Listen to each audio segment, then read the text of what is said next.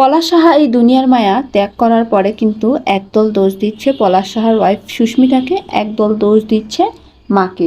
তবে বেশিরভাগ মানুষ তাদের দুই পক্ষের কথা শুনে কিন্তু পলাশ সাহার মাকেই বেশি দোষ দিয়েছে। পলাশ সাহার চলে যাওয়ার ঘটনার এই যেন এক নতুন মোড়। তবে পলাশ সাহার বন্ধু ও ব্যাচমেটরা দিল এক চাঞ্চল্যকর তথ্য। তারা বলে সন্তান আগমনের খুশিতে ছিলেন পলাশ, আত্মহত্যা তো করতেই পারে না। পলাশ চলে যাওয়ার পেছনে কিন্তু একটা ফুল প্ল্যান কাজ করেছে। পুরো ঘটনাটাই হচ্ছে একটি পরিকল্পিত।